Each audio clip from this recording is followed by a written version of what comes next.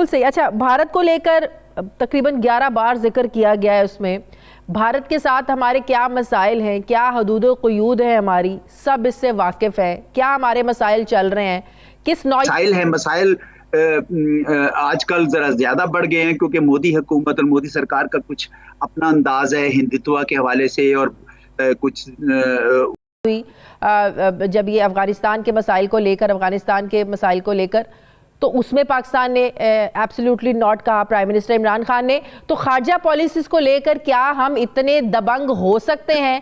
फिर अगर मैं अपनी इकोनॉमिक सिक्योरिटी की बात करूं उस तनाजुर में। देखिए, दबंग तो आप उस वक्त होंगे जब घर में दाने होंगे।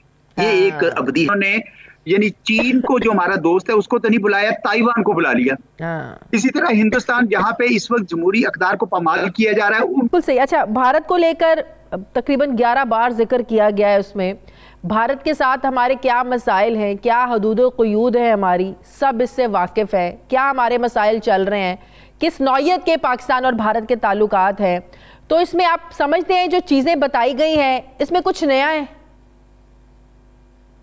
देखिए, बुनियादी तौर पर तो ये वही चीजें हैं कि जी हम हिंदुस्तान के साथ पुरअमन बकाए बाहमी चाहते हैं, पीसफुल कोएग्जिस्टेंस चाहते हैं। हम उनके साथ अच्छे हमसायों की तरह रहना चाहते हैं।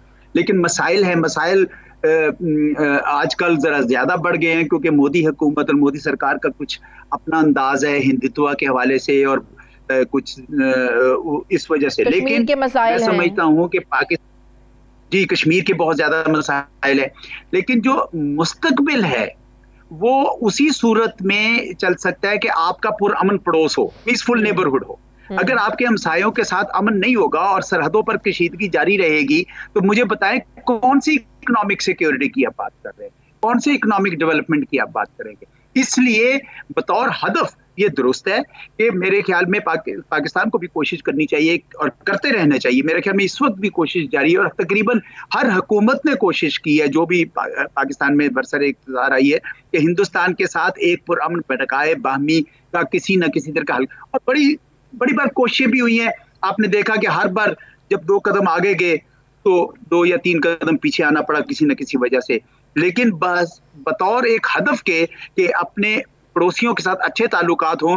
हमारे फाउंडर मुल्क के जो कायदे आज़म थे उनकी भी यही हमें एडवाइस थी और मेरे ख्याल में हर हुकूमत की यही कोशिश होनी चाहिए। खारजा पॉलिसी को लेकर इसमें आपको क्या अहम चीज़ लगी? अफगानिस्तान के साथ को लेकर पाकिस्तान की जो पॉलिसी है, फिर अमेरिका के साथ इस वक्त जो पाकिस्तान के ज़ाहिर को आइडियल ताल्लुकात तो है नहीं है। आप देखें जमहूरियत समिट में दावत दी गई पाकिस्तान को, पाकिस्तान ने उसमें शिरकत से इनकार किया। फिर अपने अड्डे देने की जब बात हुई, जब ये अफगानिस्तान के मसाइल को लेकर तो उसमें पाकिस्तान ने एब्सोल्युटली नॉट कहा, प्राइम मिनिस्टर इमरान खान ने। तो खारजा पॉलिसीज को लेकर क्या हम इतने दबंग हो सकते हैं? फिर अगर मैं अपनी इकोनॉमिक सिक्योरिटी की बात करूं उस तनाजुर में। देखिए, दबंग तो आप उस वक्त होंगे जब घर में दाने होंगे। ये एक अवधि हकीकत है, इससे इनकार नहीं हो सकता। तो इस वजह से वो तो नहीं, लेकिन इसका ये मतलब भी नहीं है कि हम अमेरिका के साथ ताल्लुकात अच्छे नहीं कर सकते या हमें दबंग होना पड़ेगा। नहीं, जरूरत नहीं है। देखिए, एब्सोल्युटली नॉट जब कहा गया था, मेरी यानी मैं सरकार में तो नहीं, हुकूमत में नहीं हूं, लेकिन मेरा ये ख्याल है कि वो अड्डों के हवाले से था। जी बिल्कुल, और अड्डों को तो वाकई नहीं देना चाहिए। क्यों दिए जाए पाकिस्तान के अड्डे जहां से ही ड्रोन उठे और पाकिस्तान पे बॉम्बिंग करें? मुनासिब नहीं है। तो इस वजह से वो तो था इंटेलिजेंस शेयरिंग होगी, जी लॉक्स भी होगा, ग्राउंड लाइन करेंगे।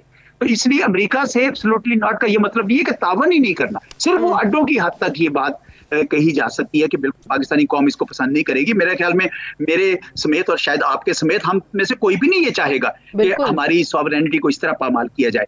तो वो तो बिल्कुल नहीं होना चाहिए। हाँ, इंटेलिजेंस शेयरिंग उनके सामने जो देखे ना, अफगानिस्तान के हालात तो देखे वहां पे, अभी वहां पे फिर दहशतगर्दी के बड़े ज्यादा असरात नुमाया हो रहे हैं। तो ऐसे में इंटेलिजेंस शेयरिंग ना सिर्फ अमेरिका के साथ बल्कि चीन के साथ, रूस के साथ, तमाम जो अफगानिस्तान के हमसाए हैं उनके साथ हमें करनी पड़ेगी। ये मुश्तरका चैलेंज होगा। तो अमेरिका के साथ ताल्लुकात को हम बिगाड़ नहीं सकते। अमेरिका एक बहुत बड़ी ताकत है हमारी। तो जमहूरी समिट में शिरकत न करने का फैसला हमारा दुरुस्त था? पाकिस्तान को शिरकत करनी चाहिए थी क्या?